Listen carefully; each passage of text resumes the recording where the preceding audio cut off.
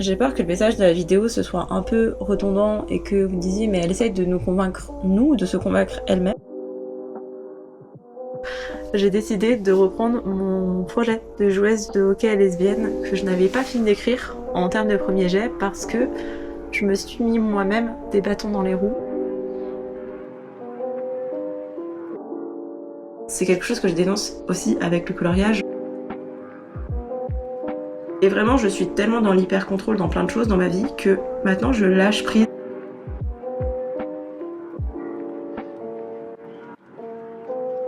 Sachez que vous avez devant vous une directionneur.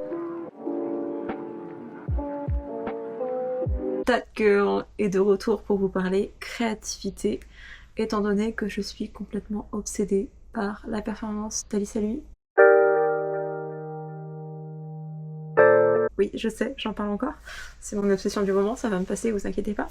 Mais elle a réussi à débloquer quelque chose chez moi de le nombre de fois où j'ai arrêté de faire des choses, pas parce que ça ne me plaisait pas, mais parce que le ratio pression versus plaisir, il était pas bon. Il y avait plus de pression et de côté négatif que de plaisir, et c'est pas sain, et tu peux pas continuer comme ça. Et elle a décidé de faire un break et de revenir après sur la glace, et elle revient en étant hyper heureuse et hyper contente de faire son sport, et elle finit même médaillée olympique. Et ok, à la fin il y a une consécration, et on pourrait dire regardez le parcours incroyable de cette personne, parce qu'en partant, elle prouve qu'en revenant, vous avez une médaille, mais c'était même pas ça son objectif. Son objectif c'était juste de kiffer sur la glace.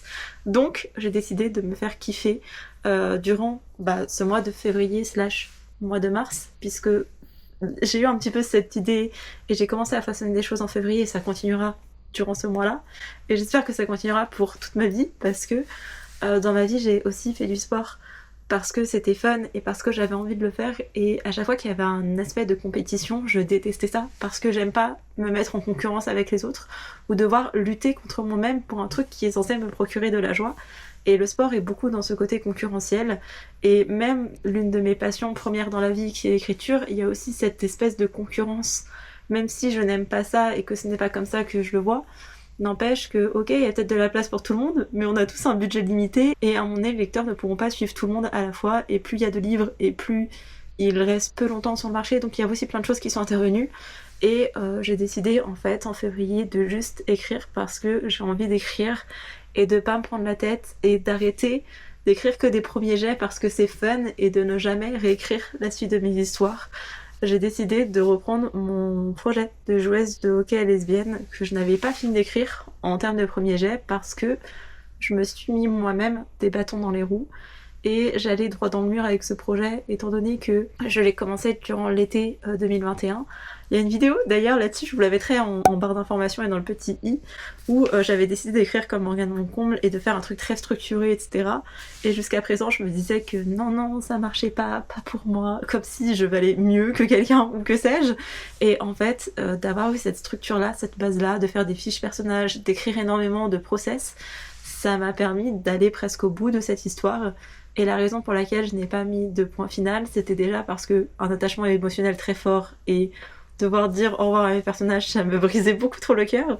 Et aussi parce qu'en cours d'écriture, j'ai décidé d'être la jardinière que je suis, sauf que à force d'être dans l'impro, je me suis perdue moi-même, et j'ai été un peu trop dans tous les sens. Et au fil des derniers mois, depuis le mois d'octobre-novembre, j'ai remis mes idées en place, j'ai réfléchi à ce projet, je me disais ok, un jour quand je serai prête, quand les planètes seront alignées, je pourrai m'y remettre. Et là je m'y suis remise, j'ai repris mon récit, et au début je l'avais seulement relu courant janvier, en notant les 2-3 petites choses à modifier, et en voulant réécrire ce projet, en fait j'ai presque tout réécrit. Alors j'ai pas tout réécrit dans le sens, j'ai 80 000 mots je crois, donc non, bien sûr que non, je n'en suis pas là, mais je crois que dans mon prologue et le début de mon premier chapitre, il y a pas beaucoup de choses qui restent du premier jet. Et c'est ok. Et même si c'est pas la première fois que je réécris une histoire, c'est la première fois que je réécris une histoire en me disant ok, à la fin j'en ferai quelque chose. À la fin de la réécriture de cette histoire, je laisserai poser, je la relirai et je la soumettrai à des bêta lecteurs. RIS, plutôt d'ailleurs. J'ai déjà quelques copines qui se sont proposées, donc je verrai au moment venu si elles sont disponibles, si elles veulent que je les rémunère ou pas, je verrai toutes ces données-là, mais en tout cas, j'ai vraiment cette envie, et ce besoin, je crois, de me reconnecter avec ma créativité. Et pour moi, la chose qui est prédominante dans mon art, c'est l'écriture.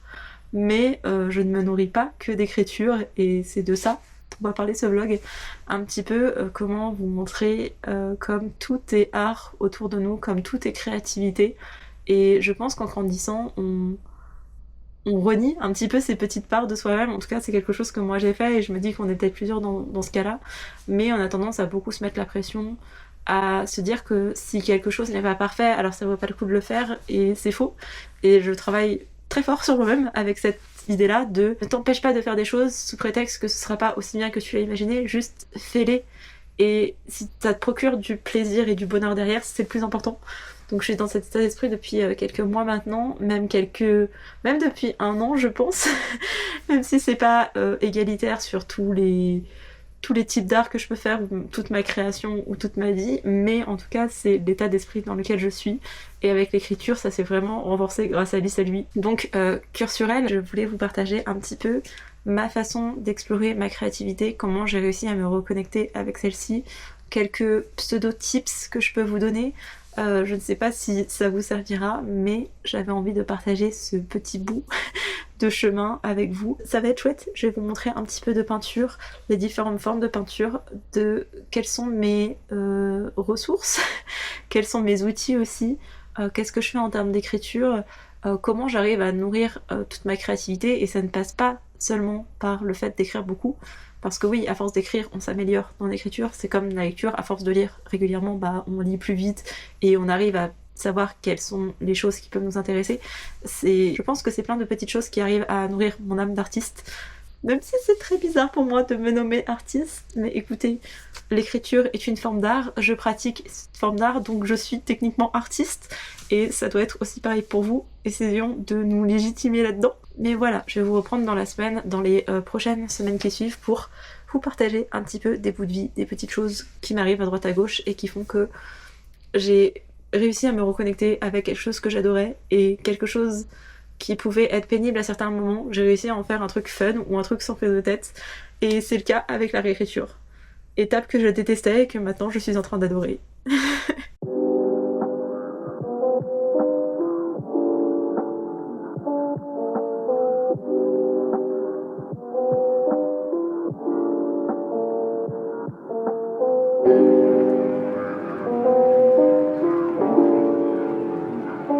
J'ai reçu ceci et je suis trop contente puisque c'est un stylo. Vous allez me dire quel est le rapport avec l'écriture. Bon, techniquement un stylo il y en a un, mais c'est ce stylo-là. Enfin, ces stylos-là, parce qu'il y avait une offre pour les deux. C'est un Fudenosuke, je pense qu'on dit comme ça. Et c'est Alice de The Garden in My Mind qui les avait recommandés. Et en fait, c'est pour faire du journaling et des trucs un peu plus sympas avec différentes mines de stylos. Et j'aime bien faire du journaling de temps en temps. Et des fois, j'aime bien faire des petites calligraphies. Et ça dépend beaucoup des stylos que vous avez. C'est pas que la façon de faire, le process. Je ne sais plus parler, mais vous voyez un petit peu l'idée. Donc, je suis contente parce que du coup, j'ai mes 2 nouveaux stylos. Et je vais pouvoir faire ça aujourd'hui parce que pour moi, le fait de cultiver ma créativité, ça passe par, mon art, c'est l'écriture. Mais je m'alimente de plein de choses autour de moi. Je vais être influencée par les lectures que je fais, même si ça va pas forcément se retranscrire derrière en disant je lis un thriller, je vais pas avoir envie d'écrire un thriller, mais il y a quand même ce truc de lire, ça me donne envie d'écrire, et des fois écrire ça me donne aussi envie de lire. J'aime peindre, j'aime faire de la gouache, comme j'aime faire de l'aquarelle, j'aime faire mes petits trucs de construction, en ce moment c'est plutôt des Lego, et c'est toutes ces petites choses qui vont faire que je me sens bien, et que je me sens bien avec moi-même, et que je me sens encore plus d'attaque à écrire, et à me mettre dans un projet. Donc voilà, c'est toutes ces petites choses qui font que ça m'alimente, et vraiment faire du journaling et faire des petits trucs mignons dans mon carnet, parce que j'ai un carnet où j'écris un peu toutes mes pensées, tout ce que j'ai dans la tête. Alors j'ai vraiment mon pur carnet de journaling en mode j'écris quand ça ne va pas, quand ça va, ou je fais un update, etc. Et j'ai un autre carnet où vraiment je vais préparer mes rendez-vous médicaux, je vais noter des idées de posts pour Instagram, des idées de vidéos que je peux avoir. Il y en a eu tellement au cours de ma vie. Et pour ça, j'utilise ce genre de stylo. J'essaye de faire des trucs parfois jolis. Des fois, c'est vraiment, je prends mon petit stylo Ponchaco et j'écris comme ça en vrac. Mes petits stylos de toutes les couleurs, parce que oui, évidemment, j'ai des crayons, des stylos absolument partout chez moi, j'en ai besoin. C'est l'une de mes nombreuses passions que j'ai depuis l'enfance. Depuis que la meilleure amie de ma mère a débarqué en fait à la maison un jour pour aider ma maman, parce que maman a repris ses études quand elle avait une trentaine d'années. Et vraiment, elle est arrivée avec ses trousses remplies de stylos de toutes les couleurs et c'était genre oh, on peut faire ça. Et c'était incroyable. Et ça doit faire genre 25 ans que c'est arrivé. Non, même plus que ça, 28 ans. Mon Dieu, que je suis vieille. Mais bref, oui, ça fait des années qu'elle était arrivée avec tous ces stylos de toutes les couleurs et de toutes ces trousses et tout. Et depuis, j'ai la même passion. Vraiment, c'est une obsession. Je ne peux pas résister à un stylo. J'achète parfois toujours les mêmes modèles parce que quand je trouve un stylo qui me va, il me le faut dans tous les calibres, dans toutes les mines possibles, toutes les pointes possibles, de toutes les couleurs possibles et inimaginables. Et voilà, j'ai la même chose aussi avec les carnets. Mais écoutez, je me dis que c'est une addiction qui est saine parce que j'aurais pu tomber dans la drogue, dans l'alcool, dans le tabac. Non, je suis tombée dans les carnets et dans les stylos. Et puisque je vous prends un petit moment en face cam, je vais aussi vous parler de mon achat de début de semaine, je crois. C'est améliorer son style d'écriture. C'est par Christelle Debailly, que je connais depuis... je l'ai connue au début de sa chaîne YouTube, donc ça fait un moment.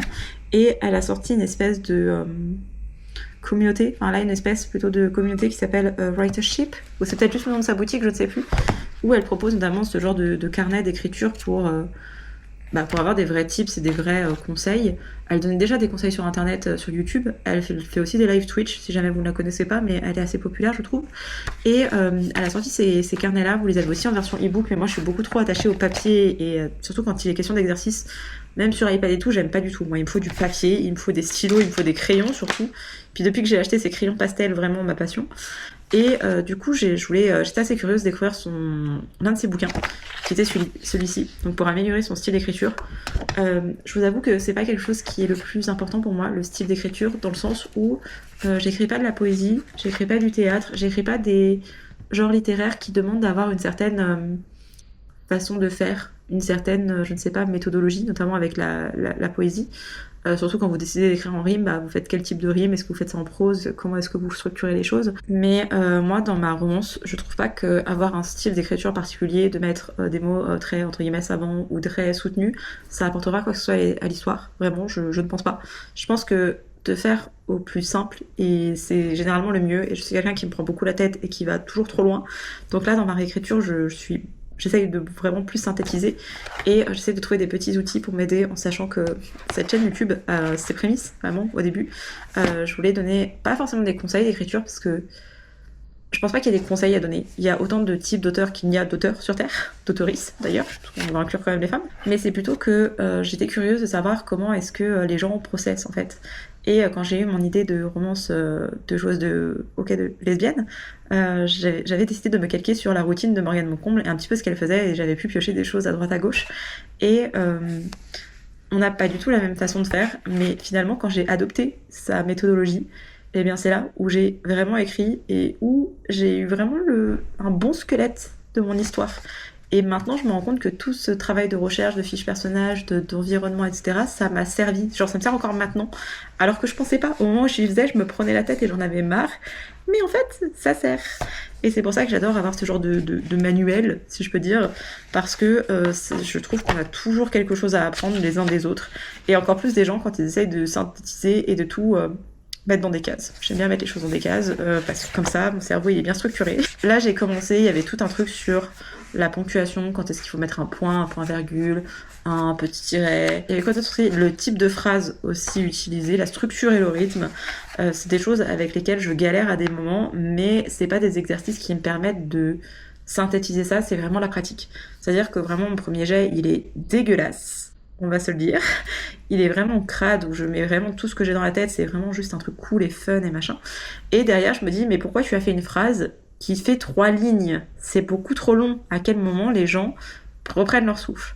Le fait de lire aussi oralement, à voix haute, ce que j'ai pu écrire, ça me permet... Alors pour les dialogues, je le fais tout le temps. Comme ça, je me dis, ok, est-ce que ça fait naturel? C'est dit ça, ok. Et je me fais un petit dialogue avec moi-même, mais vraiment oralement. C'est comme ça que j'arrive vraiment à m'immerger dans l'histoire et me dire, ok, est-ce que ça fait réaliste ou pas? Est-ce que c'est pas trop lourd? Est-ce que ça, dans la vraie vie, on pourrait avoir ce type de dialogue ou jamais? Surtout que mes oreilles sont assez jeunes, elles vont pas s'adresser à des personnes du même âge qu'à des personnes plus âgées, ou selon le contexte, ou leur condition de vie aussi, leur rang social. tout ça intervient. Du coup, c'est pour ça que j'aime bien faire mes dialogues à voix haute. Et pour ce qui est de la narration, en fait, je ne le fais pas. Je ne le fais pas assez. Et là, j'ai vraiment repris avec ma réécriture. J'ai réécrit à peu près 5000 mots. Je suis pas tout à fait satisfaite de mes derniers éléments. J'ai relu un petit peu ce matin, j'avais relu ces derniers jours. J'étais là, genre, ça va pas forcément, mais là, j'avais besoin de prendre un peu mes distances. Et je voulais attaquer la partie show don't tell, parce que c'est la phase la plus compliquée pour moi. Parce que en théorie, je comprends, en pratique, je le fais parfois, et à d'autres moments, pas du tout. Parce que ce cerveau, il fonctionne aussi différemment. Toute ma vie, c'est de mettre du contexte dans tout ce que je fais. C'est-à-dire de reprendre vraiment une chronologie, de dire je suis partie de là, j'ai fait ce cheminement pour arriver là, et maintenant je me situe là, et peut-être que j'arriverai là-bas, ou là-bas, ou là-bas, ou là-bas. Faut pas faire ça. Et j'apprends à me dire ça, Pauline, c'est trop, c'est too much. Et là, t'es en train de dire des choses alors que tu pourrais les montrer avec une seule action. À défaut de le faire dans la vie, j'essaie de le faire dans mes écrits. Je suis pas sûre que ça fonctionne toujours, mais voilà. Je vais bosser un petit peu là-dessus pour le moment. Mais avant ça, je vais passer une commande de livres. Parce que bien évidemment que j'ai des besoins de commander mes petits livres. Parce que ça fait longtemps. Et qu'il me reste encore une carte cadeau Fnac que j'avais eue grâce à mon ancien travail. Donc, il est temps de passer sa commande mensuelle de livres et de précommande de manga. Parce que, bien évidemment que j'ai besoin de mes petits graphiques. Et après, quand je serai emplie de joie et de bonheur, je pourrai m'attaquer au travail. Et parce que là, je suis tellement obnubilée à l'idée d'acheter mes livres que je n'arrive pas à me concentrer.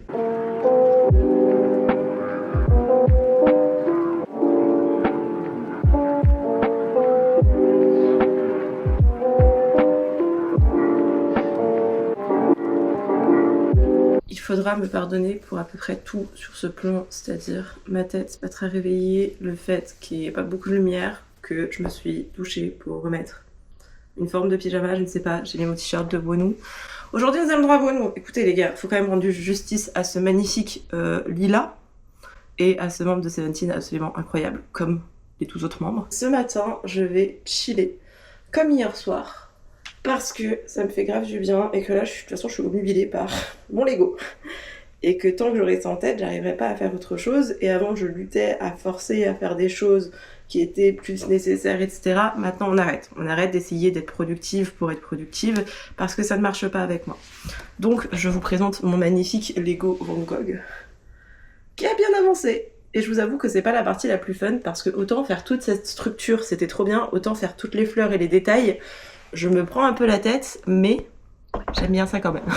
C'est juste pas le plus fun à faire d'assembler des trucs, de mettre des pinces, etc. Mais j'ai bientôt terminé et là je suis nostalgique et en fait je suis déjà nostalgique d'un truc qui n'est même pas encore terminé. C'est assez fou.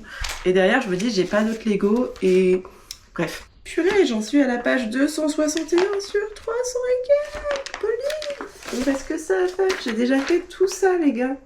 Incroyable mais vrai.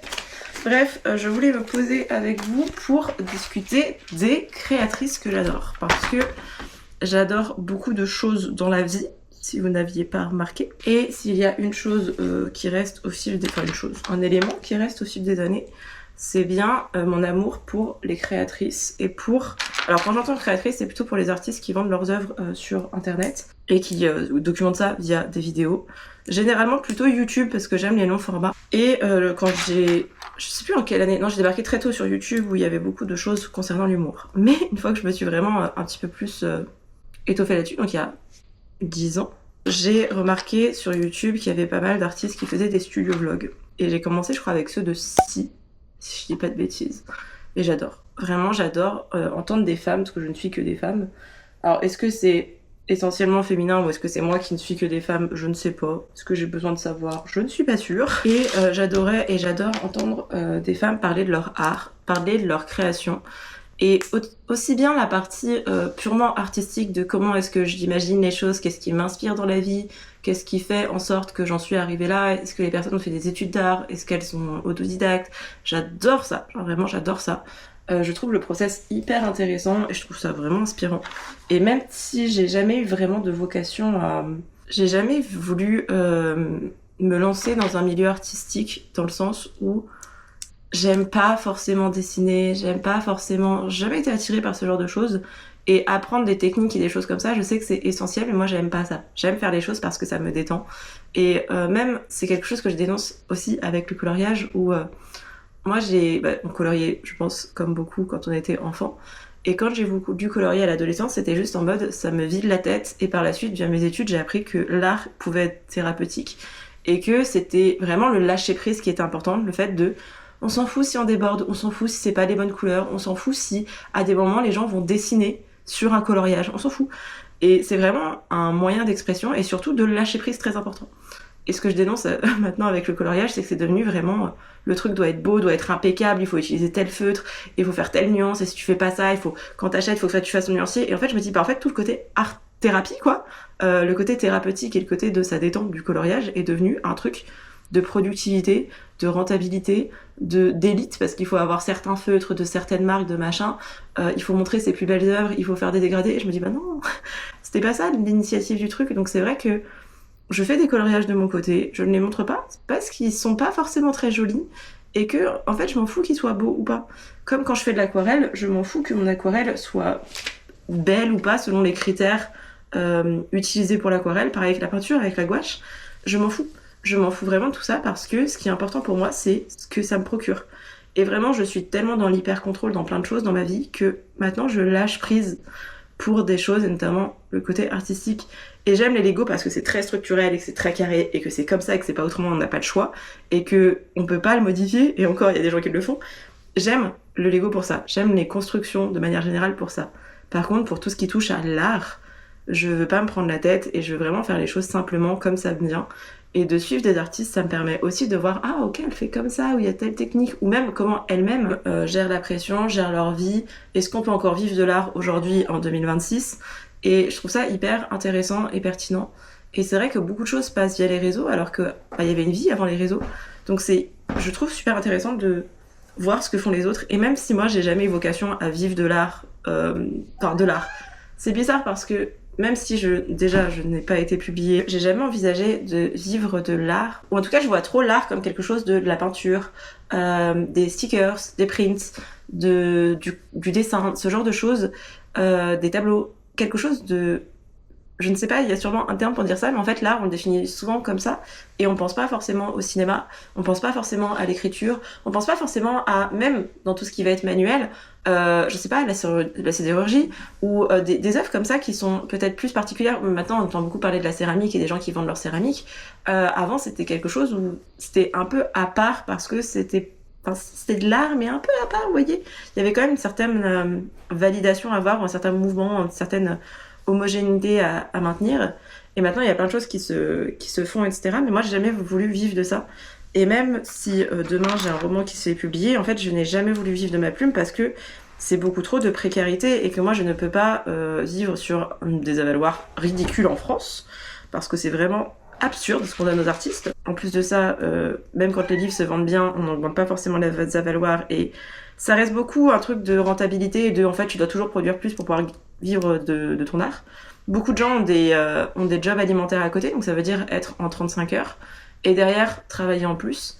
Et c'est quelque chose que je me refuse pour des questions de santé mentale. Et je veux que ce soit un truc vraiment fun et amusant, et c'est ce que j'essaye de faire avec l'écriture, parce que dans ma vie, j'ai tendance à me mettre la pression pour absolument tout, et à me dire qu'on est valable et accepté que pour telle ou telle chose, si on fait dans ce sens-là, etc. Et maintenant, je suis en mode non, on fait les choses parce que c'est fun, et parce que ça m'amuse, et bien sûr que pour ma réécriture, je me prends la tête fois 10 000, mais je me prends pas la tête en me disant oh là là, qu'est-ce qu'on pourrait penser dans le truc. C'est en mode attends, mais cette phrase elle sonne bizarrement, si je la remanie elle sera peut-être plus comme ça, etc.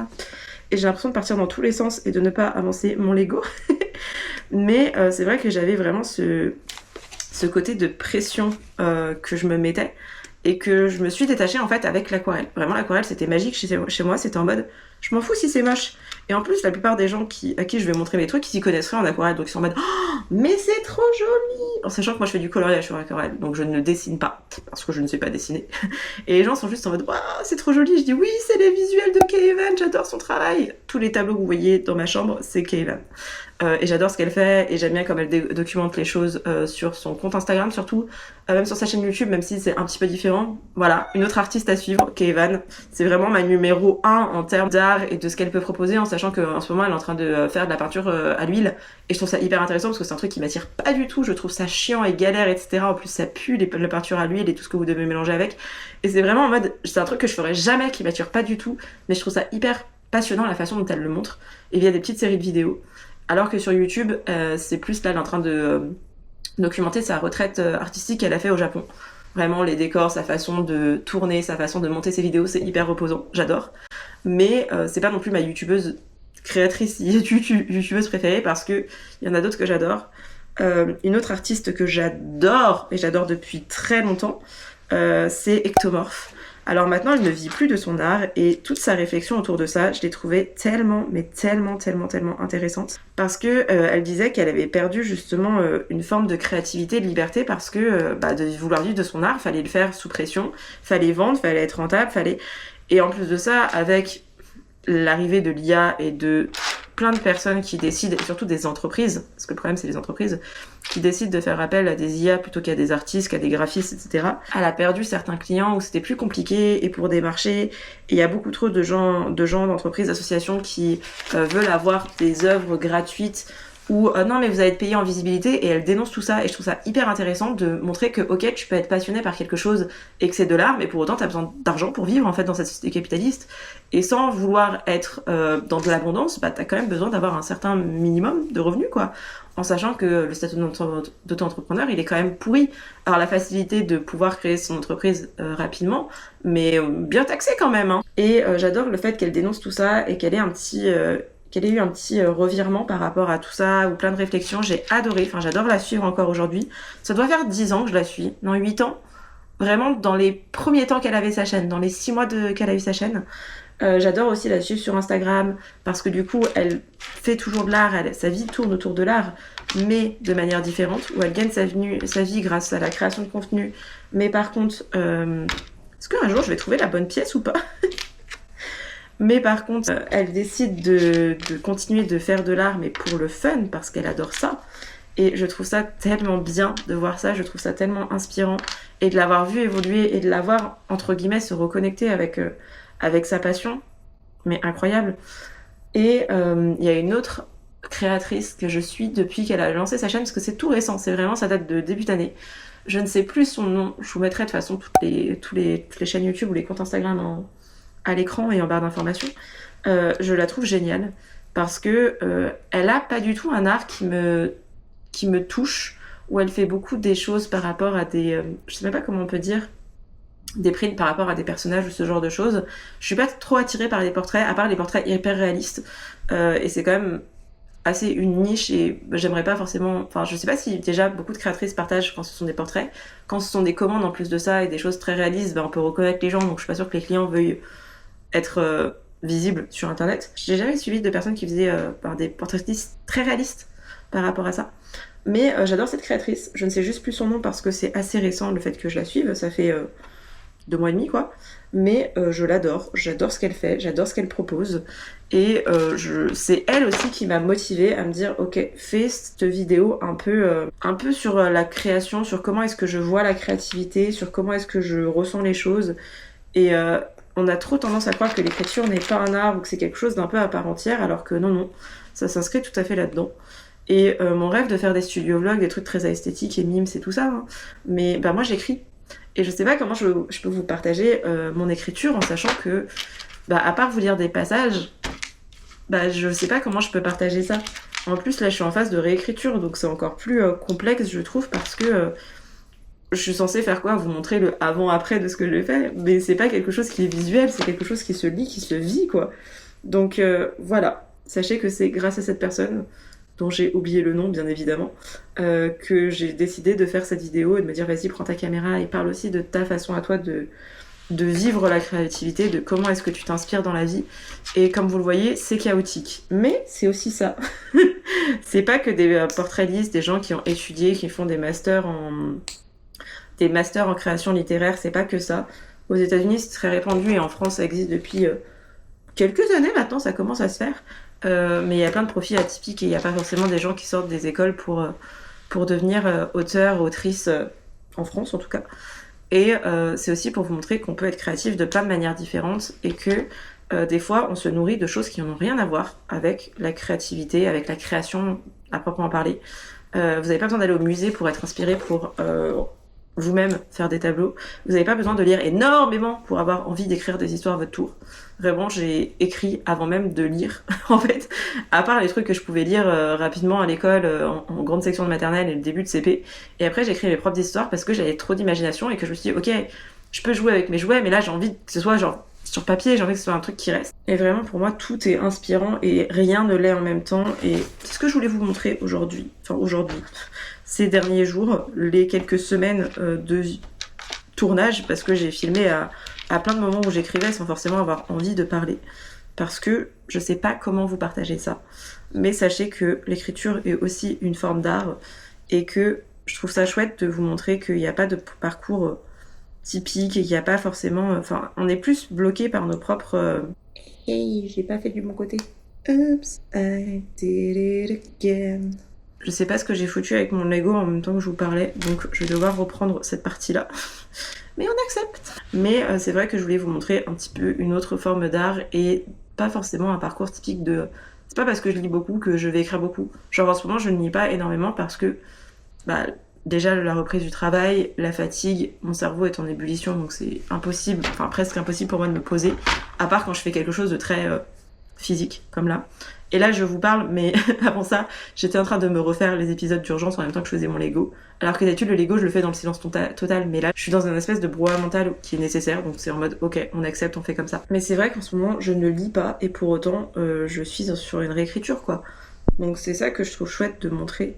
Je suis en train de réécrire une de mes histoires, ça me tient vraiment à cœur. J'avance pas méga vite, contrairement au premier jet, mais c'est ok. Vraiment, je suis dans un truc d'acceptation de juste, c'est comme ça. Faut accepter le process, c'est plus long. Et genre, kiffe chaque étape de ce processus. Parce que le rendu final, ça ne fait pas le chemin. Genre, le chemin est plus important que la destination, quoi.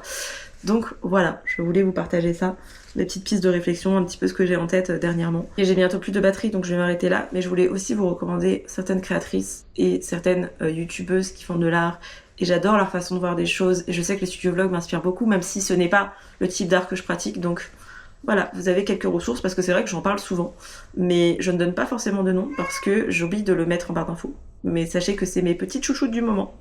Et depuis un long moment pour certaines, genre Ectomorph et Keivan. Aujourd'hui, vous avez le droit à Sungwon. Et j'ai une nouvelle idée de roman. Hey, ça faisait longtemps, hein. Je sais que mon cerveau, du moment où il y a quelque chose qui est redondant et pénible, etc., il décide de faire popper comme ça des idées dans ma tête. Et là, il y a plein d'histoires qui sont en train... Enfin, j'ai toute l'histoire qui est en train de se construire dans mon cerveau. Et je sais, pour l'avoir déjà expérimenté, que quand je décide de mettre ça de côté et de dire ouais, je le mets sous le tapis et c'est bon, je reprendrai plus tard. Déjà, le plus tard, je vais oublier l'idée et je m'en veux pour ça. Et surtout, deuxièmement, cette idée va me hanter. Et j'en ai déjà un petit peu marre d'être insomniaque, j'ai pas envie de rajouter ça à mon insomnie parce que je serais capable d'écrire mentalement un roman entier avant de pouvoir m'endormir. Donc, j'ai décidé il y a quelques années, face à ce fonctionnement dysfonctionnel de mon cerveau plutôt, d'arrêter de lutter. C'est-à-dire que maintenant, quand j'ai une idée d'histoire, je me dis ok, pas de souci, tu prends des notes, tu prends un nouveau carnet parce que j'ai mes petites manies, j'ai besoin d'un carnet pour chaque projet. Oui, je continue au fil des années et parfois je me dis non, je vais faire tout à l'ordinateur, mais je finis toujours par prendre un nouveau carnet. Et Holden vient vous saluer. Bah oui, j'ai une nouvelle idée de roman, il n'est pas tard puisqu'il est 13h42, donc je vais prendre mon petit carnet. J'ai déjà installé toutes mes affaires dehors, juste il y avait beaucoup de bruit, donc je savais pas si vous alliez m'entendre. Flemme de brancher mon micro à mon téléphone pour pouvoir parler parce que je n'ai pas de micro qui soit adaptable à cette caméra. Enfin, bref. Du coup, je me suis dit que j'allais vous prendre ici. Je vais filer dehors, noter mon idée, l'exploiter un petit peu. Je pense que ça va me prendre 2-3 heures. Et après, je vais finir la réécriture de mon chapitre parce que j'ai déjà réécrit mon prologue et j'ai presque fini de réécrire mon chapitre 1. Et j'aimerais bien aussi attaquer le chapitre 2 en sachant qu'on change de point de vue, parce que là on était sur le point de vue de Olivia, et on va basculer sur le point de vue de Riley. Et j'ai tellement changé d'éléments dans cette histoire que je suis en mode ok, j'avais accentué beaucoup de choses sur le premier chapitre, il faut que je vois autre chose, il faut que je tourne les choses différemment parce que je mettais beaucoup trop de contexte et c'est pas ce qu'on attend d'un roman. Genre ok, c'est un premier jet, toi-même tu cherches un petit peu tes personnages, comment est-ce qu'ils sont, t'essayes de montrer des choses, mais c'est tellement obvious que tu veux montrer ça que ça devient contre-productif. Là je suis en mode ok, on va épurer un maximum et voilà, j'ai hâte d'attaquer la partie sur Riley parce que c'est une réflexion que je m'étais faite, mais Olivia est vraiment... Olivia a ma partie TDAH et Riley aurait plutôt ma partie TSA. Et c'est très drôle de les voir se confronter parce que du coup c'est deux choses assez opposées et c'est ce qui se passe aussi dans ma tête et vraiment leurs deux caractères sans même m'en rendre compte. J'en ai fait une très explosive, très impulsive, qui dit ce qu'elle pense, ce qu'elle ressent, etc. qui est très... sans filtre, et une autre héroïne qui a subi pas mal de choses et qui est dans ce truc de ok, je reste dans mon petit coin à faire mes trucs, où faut pas que je m'expose, et même si j'aime tout ça, faut que... En fait, c'est le masking plutôt du TSA, mais bref. Voilà. J'ai remarqué ça quand je lisais mon premier jet au mois de novembre, c'est là. Ok, je m'en suis même pas rendu compte. Et en fait, c'est pour ça qu'elles étaient aussi opposées. J'étais là, ouais, c'est deux parties de moi, deux de mes personnalités, deux traits de personnalité que j'ai en tout cas, et amplifiés. Ouais. Bref, je vais aller dehors alors que ce petit amour s'est enfin posé pour faire un câlin. Mais je vais aller dehors, je vais aller écrire ma nouvelle idée qui est fortement inspirée d'Urgence parce que Urgence, meilleure série médicale au monde. Oui, je vais faire un aparté sur cette série qui est vieille, je sais, mais c'est la première série médicale que j'ai regardée. Je me souviens, j'avais 5-6 ans et ma mère était en mode Pauline, tu ne peux pas tuer une enfant. Et moi j'étais là, oui, du sang et des gens qui souffrent.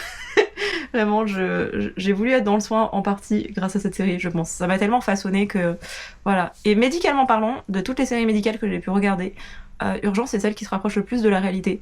Et même s'il y a des romances, des histoires, etc., bah ils n'ont pas mis de côté pour autant l'aspect médical. Et dans tout ce que j'ai pu regarder en drama, en série, en film, en livres médicaux, à chaque fois ce qui m'énerve c'est que ce n'est pas réaliste et que j'aime la rigueur et la vraisemblance des choses, et c'est quelque chose que je reproche beaucoup au roman. Et peut-être que mes histoires sont boring par rapport à ça, mais je veux quelque chose de réaliste. C'est-à-dire que quand on parle d'un lieu, on peut pas inventer quelque chose si l'endroit il est réel, quoi. Et c'est encore pire avec l'aspect médical parce que même si j'ai pas énormément de connaissances, un massage cardiaque ça fera pas repartir un cœur, hein. Ça permet juste aux organes d'être plus ou moins irrigués. Donc non, c'est pas comme ça que ça marche. Et vraiment de lire ça dans les livres, de voir ça dans Grey's Anatomy, vraiment ça me rend dingue. Et c'est un truc minime parce qu'après il y a plein de petits détails comme ça. Donc je vais aller écrire ma petite idée médicale parce que j'ai enfin trouvé une idée qui pourrait être pas mal et qui n'expose pas trop le côté médical pour pas que je fasse n'importe quoi non plus. Mais bref, je vais exploiter cette petite idée, je vais finir de réécrire mon premier chapitre et peut-être que je l'imprimerai pour vous faire un petit avant-après, pour que vous voyez un petit peu comment j'ai process et que je vous explique tout ça. Mais le but de ce vlog, c'est pas un full vlog écriture, c'est juste que l'art que je cultive le plus, c'est l'écriture. Mais ça s'inspire de tellement de choses. Vous voyez, j'ai regardé Urgence, je me suis dit, je vais écrire un truc médical. Et pourtant, ça fait des années que je regarde Grey's Anatomy en boucle encore et encore. Et j'ai jamais eu d'idée, genre ça n'a jamais popé dans mon cerveau. Donc voilà. J'ai oublié aussi de vous parler de toute la partie musicale, dans l'aspect créatif de mes projets, dans tout ce que je fais. Mais je crois que pas une seule journée ne passe sans que j'écoute de la musique. Et c'est vraiment genre chaque projet a sa propre musique ou son propre mood. Bon, là je vais clairement aller écouter le nouvel album de Harry Styles parce que je ne l'ai pas encore fait. Mais autrement, j'ai mes petits OST de K-drama. J'ai aussi mes morceaux au piano. Des fois je vais écouter de la K-pop ou de la pop ou machin. Et vraiment j'ai besoin de cet espace-là pour... C'est pas forcément m'inspirer, mais c'est que ça me fait du bien. Et à d'autres moments je vais être dans le silence total. Je peux pas vous expliquer pourquoi, mais ça fait vraiment partie de mon process créatif. Et j'aime tellement en fait la musique et ça m'anime tellement au quotidien que c'est... Je sais pas comment expliquer ça, ça a toujours fait partie de ma vie et ça m'aide dans tout. Et je vais pas m'inspirer directement des chansons, mais ça me met dans un espèce de mood, d'ambiance où je me sens plus créative après. Je ne sais pas pourquoi, je ne sais pas comment, mais voilà. Et j'ai oublié de vous présenter mon nouveau petit carnet. Carnet Mi-Fi. J'en ai plusieurs. Il y en a un qui me sert à mon projet de train au Japon. J'en ai un autre très joli qui n'a pas encore de projet. Et du coup, il y aura celui-ci pour mon nouveau. En sachant qu'il y a des petites intercalaires toutes mignonnes. Donc, je vais pouvoir faire mes petites fiches personnages et tout ça. Et les différencier grâce aux petites intercalaires. Je sais pas si vous voyez bien. Voilà. Sur ce, je vais aller mettre l'album de Harry Styles. Parce que quand même, sachez que vous avez devant vous une ancienne Directioner. Enfin, pas ancienne en fait, parce que bon, à la vie, à la mort. Hein. Je pense que ça va plus me donner envie de m'ambiancer que d'être productive, mais c'est ok. Je suis pas sûre que dans la création, on ait forcément besoin de productivité. Je sais pas, ça devrait faire un épisode de podcast. Des gens ont déjà dû le faire, en fait. Mais je vous avoue que j'essaie vraiment de détacher le fait de faire des choses pour faire des choses, alors que pour moi, la création, ça doit vraiment être quelque chose qui me détend, qui permet de me reposer, de me focus sur moi et de me faire du bien. Et si je dois mettre des heures et des heures à faire quelque chose qui me procure du bien, parce que c'est en lien avec la création, je le fais. Là où pour d'autres choses, j'ai vraiment envie d'être productive et d'avoir un rendement. Pas dans la création, pas dans l'écriture, pas dans la lecture, pas dans... Même si je vais lire beaucoup, j'écris très vite ou ce genre de choses, mine de rien, c'est pas quelque chose que j'ai besoin. Juste, ça se fait. Et allons écouter American Girls, parce que j'ai déjà écouté sa première chanson et que je suis pas fan.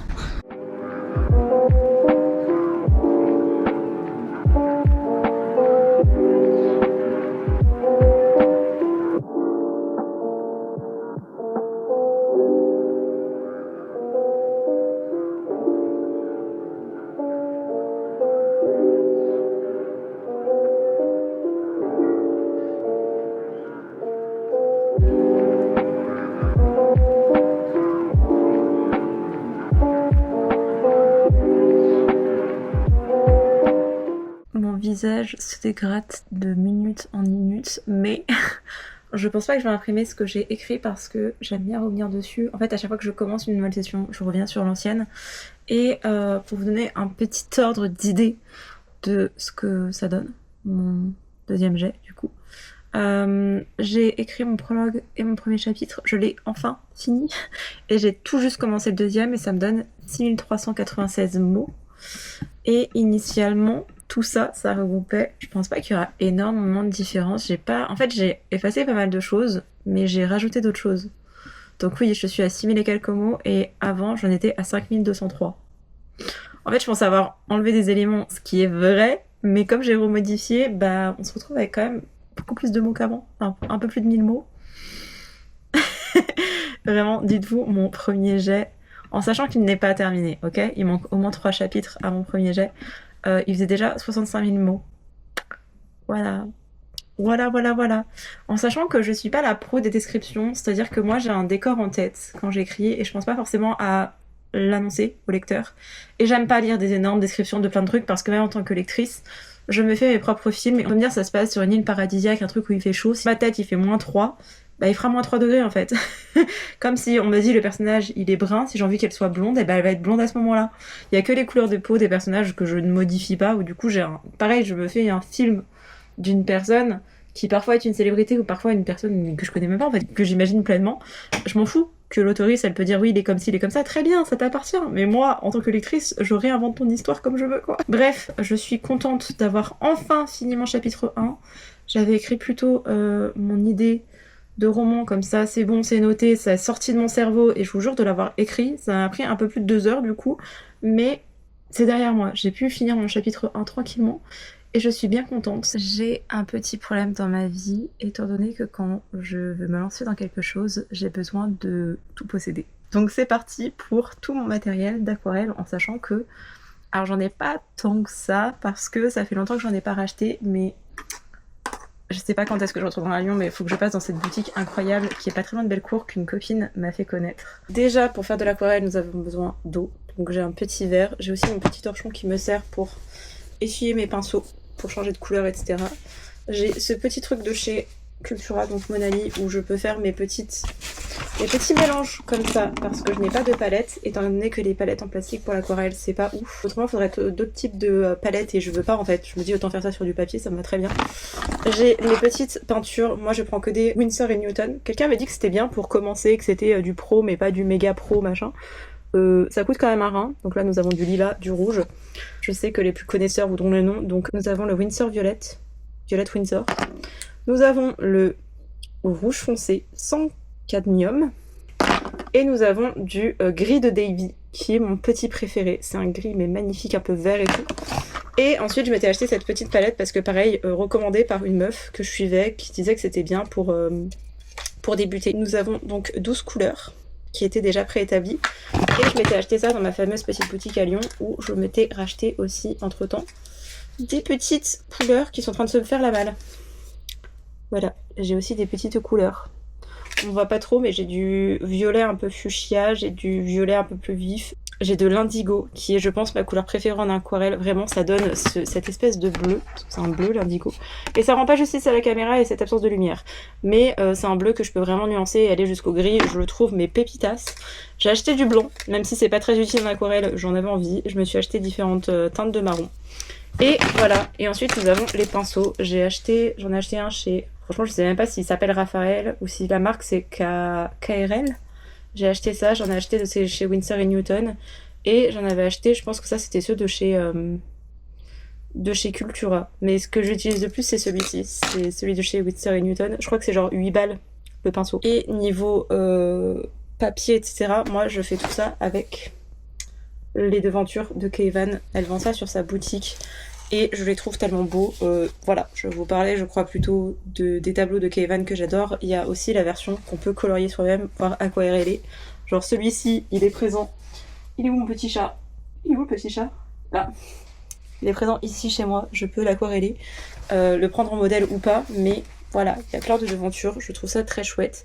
Vous pouvez les colorier, vous pouvez les peinturer, vous pouvez faire ce que vous voulez parce que c'est fait exprès pour l'aquarelle. Et aujourd'hui, je ne sais pas quoi prendre, en sachant que j'avais commencé celui-ci il y a longtemps, sauf que comme vous le voyez, c'est très vif. Et j'ai mal dosé l'eau, parce que je ne sais toujours pas peindre correctement à l'aquarelle. Mais je vous ai dit, c'est ok, je suis pas là pour faire un truc technique, et je ne veux pas de tips, je ne veux pas de conseils, je ne veux pas qu'on me dise « Ah, ce serait mieux si tu faisais... » Je m'en fous. Vraiment, c'est très bien qu'il y ait des techniques, c'est très bien si vous voulez vous perfectionner et faire quelque chose qui a un rendu qui soit lisse, qui soit, voilà, des puristes, quoi. Et pour d'autres choses, je suis très puriste. Mais pour d'autres choses, je décide de m'en foutre, et notamment pour l'aquarelle. Comme pour d'autres choses créatives, parce que vraiment, j'ai envie de garder ça comme un truc fun, et un truc où je me prends pas la tête, où j'ai pas de pression, où je fais juste ce que j'ai envie comme j'en ai envie. Donc, voilà. Je suis juste en train de chercher le dessin du jour, la peinture du jour, en sachant que j'aimerais essayer de vraiment faire quelque chose de très liquide, pour après attendre que ça sèche et venir ajouter des touches un petit peu plus foncées petit à petit. Et non, j'ai pas envie non plus d'apprendre à dessiner ou de dessiner des petits doodles, des petits trucs pour pouvoir les peindre derrière, ça m'intéresse pas. Franchement, faire des pots de confiture, des tasses de café, des choses comme ça m'intéresse pas. J'aime bien faire mes coloriages en aquarelle et le plus important c'est vraiment juste que je prenne du plaisir dans ce que je fais.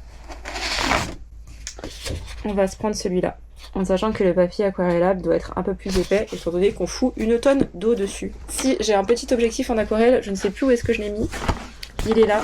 J'aimerais apprendre à me servir de ceci, parce qu'il y a une artiste que j'adore, dont j'oublie toujours le nom alors que je vois le visage. Je sais même pas si elle est sur YouTube d'ailleurs, parce que moi je la suis sur TikTok et sur Instagram, mais elle fait beaucoup d'aquarelles, et notamment avec ce petit stylo là, sauf que je ne sais pas doser l'eau. En fait vraiment je ne sais pas, j'appuie comme une folle et ça fait des taches. Donc mon but dans la vie c'est d'arriver à doser ça. Et je me rends compte que vous êtes toutes travers, mais c'est pas grave, vous allez rester comme ça.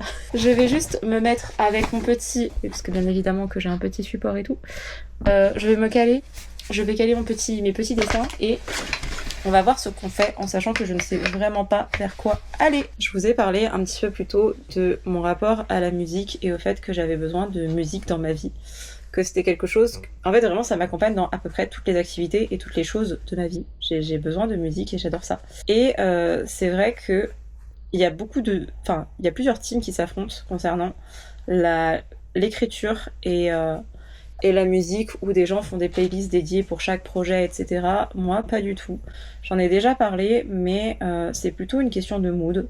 Genre aujourd'hui, j'avais pas écouté l'album de Harry Styles et je me suis dit, bah autant écouter l'album de Harry Styles. Et je l'ai fait, et j'ai mes petites chansons préférées. Est-ce que je vous les partage? Partageons mes chansons préférées de Harry Styles. J'ai mis 1, 2, 3, 4 chansons, 5 chansons. Déjà, la première que j'avais écoutée hors album, c'était Paint by Numbers, et je l'ai adorée. Celle qui m'a vraiment fait un truc quand je l'ai écoutée, je sais pas pourquoi, mais vraiment, elle m'est rentrée dans la tête, c'était Coming Up Roses. Je pense que c'est vraiment ma préférée de l'album. Même si j'aime beaucoup Paint by Numbers, je pense que vraiment Coming Up Roses, c'est ma préférée. Pop, aussi, je la trouve très sympa. Et The Waiting Games, je trouvais que le début de l'album était assez plat, et du moment à l'arrivée, je me suis dit, nouvelle direction. Et j'aime aussi bien la chanson pop et l'autre American Girls. J'étais en mode ah j'aime pas, et en fait si, je crois que je l'aime bien. J'ai pas encore assez saigné son album pour savoir ce que j'en pense véritablement, en sachant que Harry, j'aime pas toutes ses chansons. Et là son album est cohérent, mais c'est moins mon style de musique. C'est pas un mauvais album, mais c'est pas un album qui va marquer ma vie quoi. Et je pense que là j'écoute ces chansons et je vais encore les écouter parce que l'album vient de sortir, mais je suis pas sûre que dans quelques semaines j'écouterai encore, alors qu'il y a des chansons de Harry que j'écoute encore maintenant quoi. À part parce qu'aujourd'hui il y avait la nouveauté qu'il fallait que j'écoute, parce que ça fait quand même 2 jours qu'il est sorti et que la directioner que je suis n'avait pas accompli son devoir de fan quoi. Mais autrement je vais écouter toujours les mêmes choses en écrivant. J'écoute ma playlist d'OST de drama. C'est pas forcément que des dramas que j'ai regardés, il y a des dramas que j'ai absolument pas regardés. La plupart des titres sont en coréen, mais il y a je crois, maintenant une dizaine de chansons d'OST chinois. De même qu'il n'y a pas que des OST dans cette playlist. Oui, je l'ai appelée OST, mais il n'y a pas que des OST. Mais il y a des musiques, notamment de IU, où je trouve que ça pourrait complètement se prêter à un drama, etc., où c'est des musiques très douces, avec beaucoup une base de piano. Et piano-violon, c'est ce que je préfère, parce que je suis une grande fan de Chopin. Du coup, c'est vraiment des choses qui me permettent de, parce que c'est une langue étrangère, de me concentrer sur ce que je fais et de pas être absorbée par la musique. Parce que quand j'écoute des chansons en français, déjà, c'est impossible pour moi. Et en anglais, je me retrouve à chanter les paroles et c'est pas possible en fait. À un moment donné, j'ai besoin de me focus pour écrire. Donc généralement, j'écoute des OST et parfois les OST, je les connais tellement bien où il y a quelques mots maintenant que j'arrive à repérer en coréen. Et du coup, je me retrouve à chanter plutôt qu'à écrire quoi. Donc je varie un petit peu, en sachant que j'ai aussi une playlist de piano. J'essaierai de vous les mettre en barre d'informations, mais moi j'utilise Deezer et j'ai l'impression que sur cette terre, tout le monde utilise Spotify ou Apple Music. Moi je suis encore sur Deezer et ça fait des années que je le suis. Mais je me suis fait ma propre playlist d'OST que je l'ai mis à partager parce que ma maman l'écoute aussi. Et la deuxième playlist que j'ai, c'est une playlist de Deezer qui s'appelle Piano au calme. Et il y a une réactualisation assez régulièrement. Et du coup, je me retrouve à écouter des mélodies au piano et ça me fait beaucoup de bien déjà pour moi, parce que je l'écoute même quand j'ai envie d'être dans un mood assez calme et avoir un petit entre guillemets bruit de fond. Et ça me permet vraiment de me concentrer et d'être absorbée par mon récit. Donc voilà ce que j'écoute principalement quand j'écris. Et quand je lis, c'est très rare que je mette de la musique. Alors parfois je peux lire en même temps que je regarde un drama ou que je regarde une vidéo ou... Des fois, je fais des trucs comme ça, mais en principe, je ne mets pas de. Je suis plutôt avec mes boules caisses en mode je veux être focus et je veux pas être dérangée pendant mon moment en lecture. Si vous posez la question, je suis en train de barbouiller pour faire mon fond, donc c'est pour ça que clairement, c'est juste moi qui ai fait ça. On verra pas forcément, mais là, nous avons le gris de Davy versus rien. Il me semble que je vous l'ai dit plutôt, je sais plus si c'était aujourd'hui ou les jours précédents, mais j'adore savoir comment les artistes, quels qu'ils soient, envisagent leur art ou comment est-ce qu'ils sont inspirés, qu'est-ce qui les inspire, qu'est-ce qui leur fait du bien. Et je sais que d'écouter ce genre de parcours, ça me motive aussi. J'aime aussi beaucoup les podcasts quand les artistes sont invités. Souvent, ce sont les chanteurs ou des acteurs. Et j'adore voir comment est-ce qu'ils arrivent à s'immerger dans un rôle ou comment est-ce qu'ils arrivent à se détacher de tout ça pour notamment créer de la musique, qu'est-ce qui les inspire, qu'est-ce que... Et en fait, à chaque fois, on va imaginer des choses incroyables alors que la plupart du temps, c'est genre la vie qui inspire les gens. Et moi, je sais ce qui m'inspire et ce qui me permet de rester créative et d'avoir des idées, c'est vraiment de varier tous les types d'art et de pas me cantonner à un truc parce que, entre guillemets, c'est ce qui... Enfin, ce pourquoi je serais la plus douée, quelque part. En fait, j'ai pas envie d'associer le talent à l'art parce que je trouve ça déjà vachement réducteur. Quand je regarde mes premiers écrits, c'était horrible, hein. Vraiment, j'ai écrit des trucs, je me dis c'est pas possible, Pauline, tu pouvais pas écrire autant de merde, faire autant de répétitions. Mais c'est vraiment ce qui permet de façon de s'améliorer, c'est la répétition, c'est le fait de continuer encore et encore. Mais je pense que vous pourrez payer les meilleures écoles d'art du monde, de dessin, de peinture, de tout ce que vous voulez. Si vous ne vous exercez pas, si vous avez que de la théorie et pas de pratique, vous n'avancerez pas. En tout cas, c'est mon opinion. Et je pense que c'est quelque chose d'assez véridique. Enfin, vraiment, les premiers... Quoi qu'après, dans l'écriture, c'est un peu trompeur parce que les gens vont comparer les premiers textes qui sont publiés versus les derniers. Et il faut prendre plein de choses en ligne de compte, c'est-à-dire, est-ce que c'est vraiment le premier roman écrit de la personne ou le premier roman qui a été publié ? Généralement, c'est quand même deux choses bien distinctes. Et si une personne elle a bossé 5 ans sur le même roman, c'est pas la même chose que quand elle a genre 6 mois pour l'écrire, parce que dans l'édition, ça va très vite et que on est dans une société de surconsommation où tout va très vite, où faut acheter, enfin faut vendre, donc faut acheter, etc. Et donc la durée de vie d'un livre est très courte, donc il faut rentabiliser son temps. Donc c'est toujours un petit peu trompeur quand il est question d'écriture. Mais c'est vraiment en pratiquant qu'on s'améliore. Et personnellement, ce qui me permet maintenant de vraiment bien vivre les choses et d'être vraiment créative et de m'éclater dans l'écriture. Alors je me mets parfois un peu la pression, il y a des trucs où je suis en mode genre oui Pauline, faut que tu fasses ça, ça, ça. Mais maintenant j'arrive à me raisonner parce que je me dis que jusqu'à ce que je l'envoie à une maison d'édition, et même à ce moment-là en fait je n'ai pas d'impact.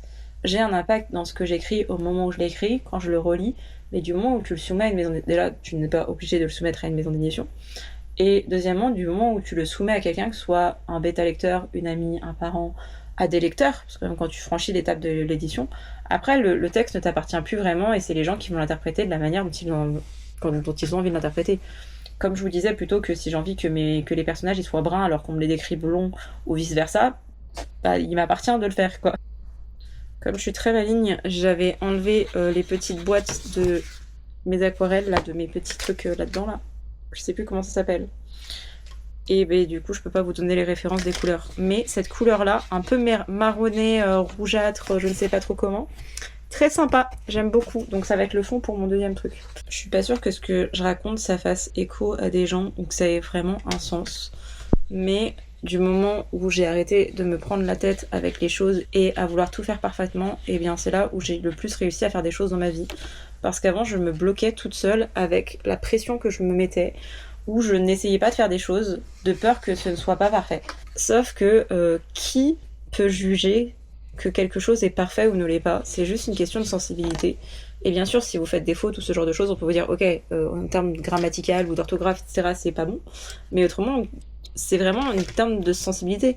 De même qu'il y a des artistes qui sont très connus, des peintres, des sculpteurs, etc., je ne vais pas être sensible à leur art. Est-ce que pour autant ils sont mauvais ou ce qu'ils font c'est imparfait? Vraiment, il n'y a pas de définition là-dedans et j'ai arrêté en fait de voir les choses comme ça.